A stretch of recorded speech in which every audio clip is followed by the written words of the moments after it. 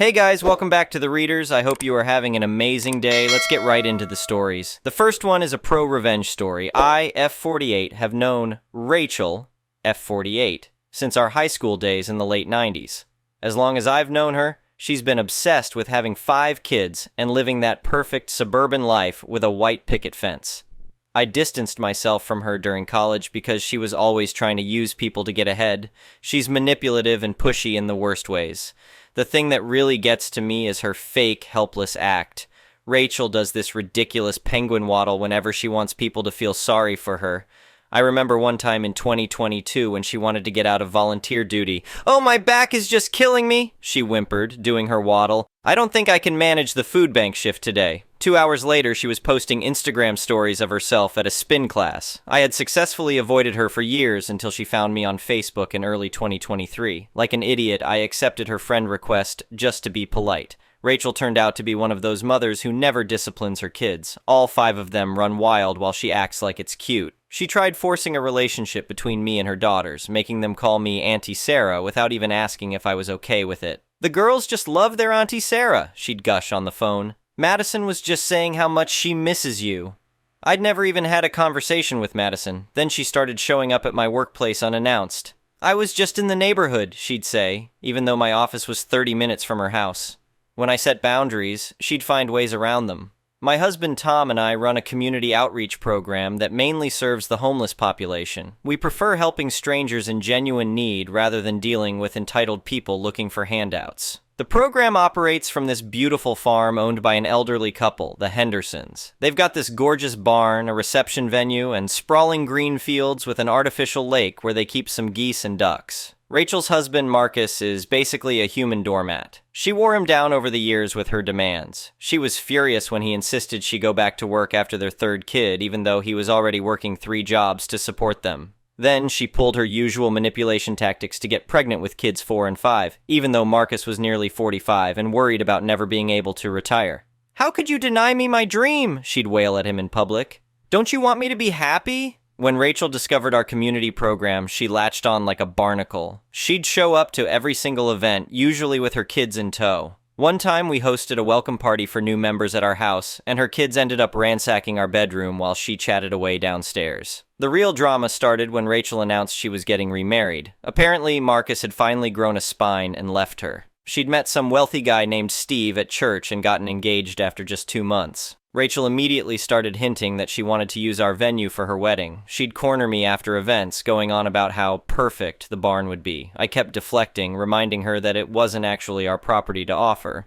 Then she ambushed the Hendersons one Sunday after church. She brought her 5 kids and had them put on this whole performance about how much they loved the farm.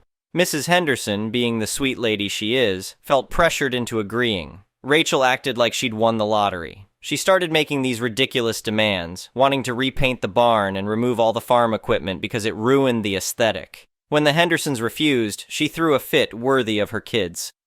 "But it's my special day," she screeched. "Don't you want it to be perfect?" The wedding planning became a nightmare. Rachel insisted on being involved in every aspect of our program's operations, claiming she needed to coordinate everything.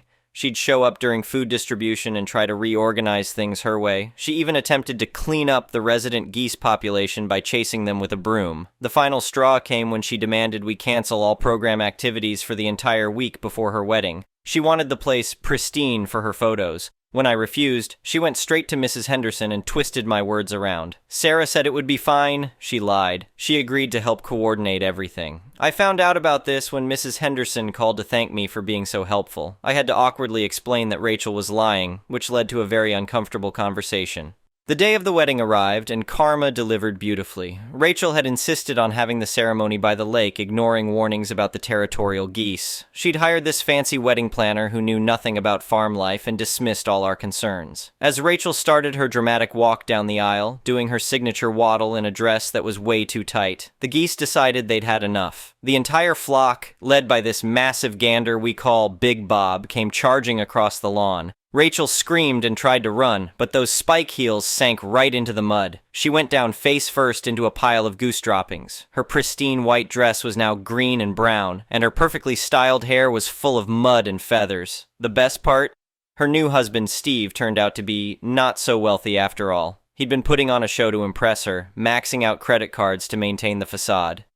When he saw her covered in mud and screaming at the geese, he apparently had an epiphany about who he was really marrying. Steve called off the wedding right there in front of everyone. Rachel's fake crying didn't work this time, probably because she had goose poop on her face while doing it. Marcus, who'd been invited for the kids' sake, couldn't stop laughing. He ended up taking the kids to McDonald's while Rachel had her meltdown. Last I heard, he's happily dating a kindergarten teacher who actually disciplines the children. The Hendersons now have a strict no-wedding policy for the venue. Rachel tried to sue them for emotional distress, but her case was thrown out. She's still single, and whenever she tries her penguin waddle now, someone inevitably makes a goose noise. The geese are doing great, by the way. Big Bob got himself a girlfriend, and they had goslings this spring. We named one of them Karen. The next one is an entitled people's story. I've lived on my 120-acre ranch in Texas for over 40 years. My grandfather bought this land back in 1945 when it was nothing but empty fields, and my father inherited it in 1978. I took over in 1983 when Dad passed away, and I've been running it ever since. We raise cattle, have some horses, and grow hay. Nothing fancy, just honest work that puts food on the table. About 15 years ago, a developer bought the land adjacent to my property and started building what they called luxury ranch-style homes. These weren't ranches by any stretch, just big houses on 1-2-acre lots with fancy names like the Meadows at Silver Creek Ranch. I didn't pay much attention to it since it didn't affect my operation, though I wasn't thrilled about having neighbors so close after decades of solitude. The trouble started about 6 months ago when I got a letter in the mail from something called the Silver Creek Ranch Estates Homeowners Association. It was printed on fancy letterhead and listed about a dozen violations of their community guidelines, including excessive number of livestock visible from community roads, unapproved fence style and materials, non-compliant outbuildings and structures, improper vehicle storage, referring to my tractors and farm equipment, unauthorized commercial farming activity. The letter demanded I remedy these violations within 30 days, or face fines of $100 per day per violation. I got a good laugh out of it and tossed it in the trash. I'd never joined their homeowners association and had no intention of letting some city folks tell me how to run my ranch. 2 weeks later, a black Tesla pulled up my driveway. A woman in her 50s wearing designer exercise clothes got out and introduced herself as Karen Matthews, the homeowners association president. "Mr. Thompson, I'm here about our letter regarding the numerous violations on your property," she said with a forced smile. "Ma'am, I got your letter, but I'm not part of your homeowners association. Never have been, never will be. This is private property that's been in my family for generations."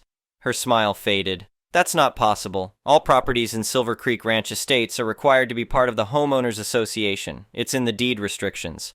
This isn't Silver Creek Ranch Estates, this is Thompson Ranch, and it was here long before your development existed. Now, if you'll excuse me, I have work to do." She pulled out her phone and started taking pictures of my property. "We'll see about that. You can expect to hear from our attorneys." True to her word, 2 days later I got a certified letter from some fancy law firm demanding I either comply with homeowners association rules or face legal action. I took this one more seriously and called my lawyer, Jim Preston. He's handled my affairs for 30 years and knows every inch of my property's legal status.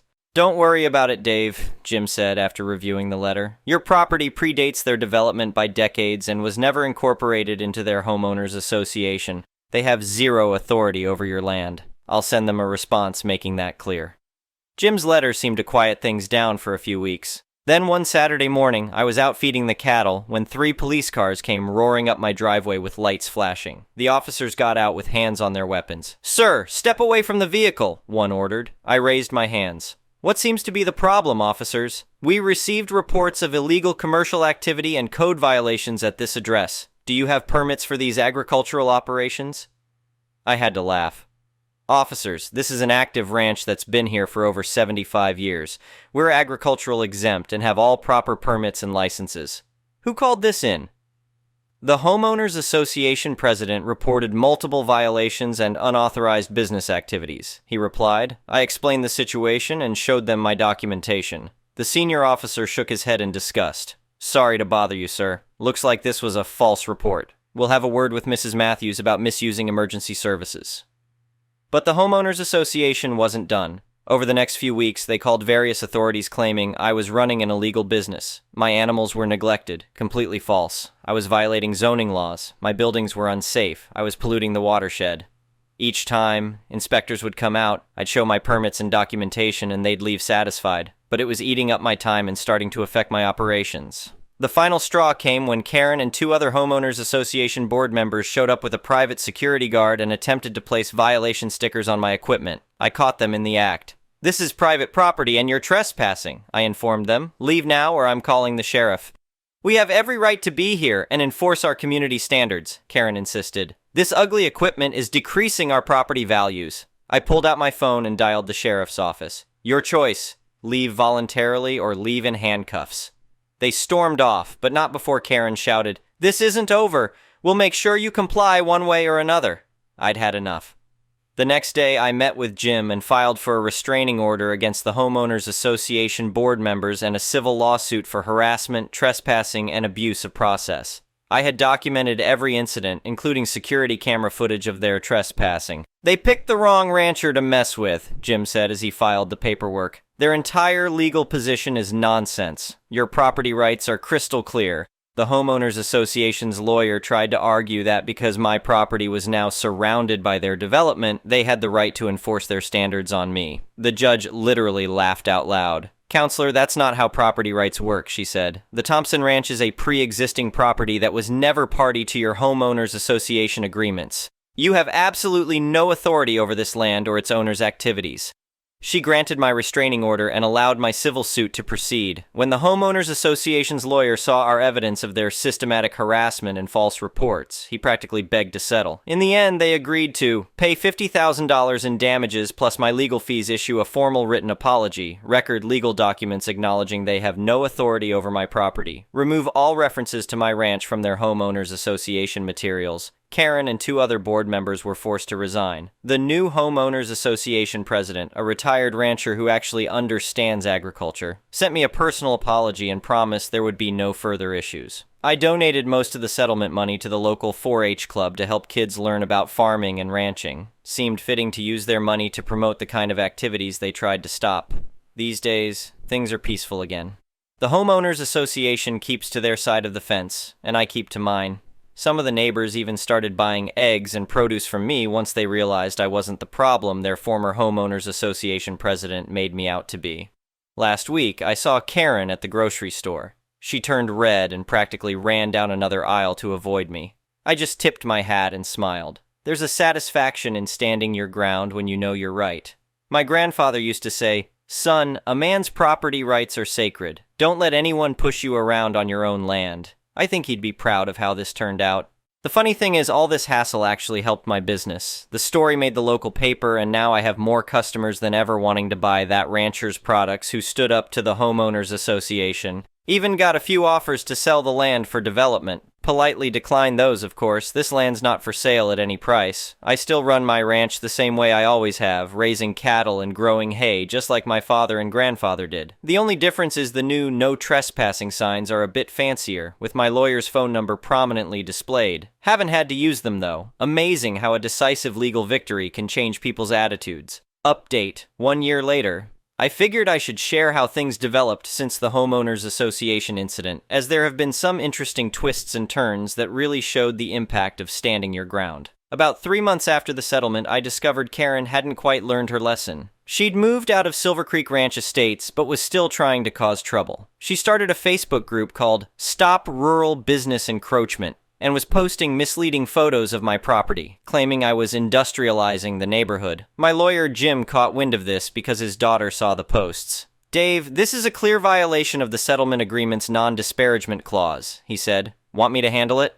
I gave him the green light, and within 24 hours, Karen was facing a $25,000 penalty as specified in our settlement agreement. She quickly deleted the group and issued another public apology. This time, I think it finally sunk in that her harassment would cost her every time. But here's where it gets interesting. The publicity from all this drama caught the attention of our state representative, who was working on legislation to protect agricultural properties from predatory homeowners association practices. He asked me to testify at a committee hearing about my experience. I'm not much for public speaking, but some things are worth stepping out of your comfort zone for. I put on my best shirt, polished my boots, and headed to the state capitol. The problem isn't just homeowners associations overstepping their bounds, I told the committee. It's about protecting our state's agricultural heritage from being slowly squeezed out by development. Every ranch that gets broken up into subdivisions is another piece of our history lost. The bill passed with broad support and was signed into law 3 months ago. Now it's explicitly illegal for homeowners associations to attempt to enforce their rules on pre-existing agricultural properties with heavy penalties for violations. They named it the Heritage Farm Protection Act, though some folks around here just call it Thompson's Law. The real victory, though, came through an unexpected channel. Remember those neighbors who started buying my products after the Homeowners Association drama? Well, word spread, and I now have a thriving direct-to-consumer business. I converted one of my old barns into a farm store that's open on weekends, selling eggs, beef, and seasonal produce. Even built a small petting zoo area where city kids can meet farm animals. Ironically, the farm store has become a major attraction for the very community whose Homeowners Association tried to shut me down. Every Saturday, families from Silver Creek Ranch estates walk over to buy fresh produce and let their kids feed the chickens. Some of the residents even volunteered to help during busy seasons, saying they wanted to learn about real ranch life. The new Homeowners Association president, Bob Wheeler, became a good friend. He was telling me over coffee last week how the whole incident changed the community's perspective. "You know, Dave," he said, "before all this happened, most folks here thought of ranches as noisy, smelly nuisances. Now they understand why preserving agricultural land matters. 3 families even started community gardens after seeing your operation. We worked together to create educational programs for the subdivision's kids, teaching them about agriculture, animal husbandry, and land stewardship. The 4-H club I donated to now uses part of my land for their projects, and we're hosting our first county fair this spring. As for Karen, I heard she moved to a gated community in Florida. Probably for the best. I hear they're real strict about their homeowners association rules down there. The most satisfying part? Last month, the developer who originally built Silver Creek Ranch Estates approached me about buying my land again. Instead of offering to turn it into more houses, they proposed preserving it as a working ranch and educational center with me staying on as manager. I turned them down, of course. Some things are worth more than money, and this land's legacy is one of them, but it showed how much attitudes had changed from just a year ago. My grandfather's old saying about property rights being sacred still holds true, but I've learned something else through all this. Sometimes standing your ground isn't just about protecting what's yours. It's about preserving something valuable for the whole community. These days, when I look out over my fields at sunset, watching the new generation of cattle grazing while kids from the subdivision learn about farm life, I know we achieved something more important than just winning a legal battle. We bridged a gap between 2 worlds and showed that old and new can coexist when there's mutual respect. The sign at my front gate still has my lawyer's number on it, but I added something else below it. Thompson Ranch, preserving our agricultural heritage since 1945. Because in the end, that's what this whole fight was really about. The next one is a malicious compliances story. I used to work as a driver for a freight company. We used to handle awkward-sized items that no other couriers would touch. We delivered everything from coffins to tractor parts. We also had to collect things from our customers for delivery the next day. This company had a mixture of contractors and permanent drivers. I was a relief driver. I knew most of the routes, so I covered holidays or sickness. The management of the depot consisted of a delivery manager and a collection manager. These 2 people didn't quite see eye to eye, as sometimes getting the stuff delivered conflicted with getting stuff collected, and their targets reflected failures in a bad way. This particular day, I had to cover a contractor's route. I didn't know the route, so as we had to load our trucks, this took a little longer than usual. I had around 45 deliveries that day, which is high for this predominantly rural route. I asked my manager, the delivery manager, if he knew the route. He replied that he did and ordered my route for me, so I was good to go, albeit a bit late.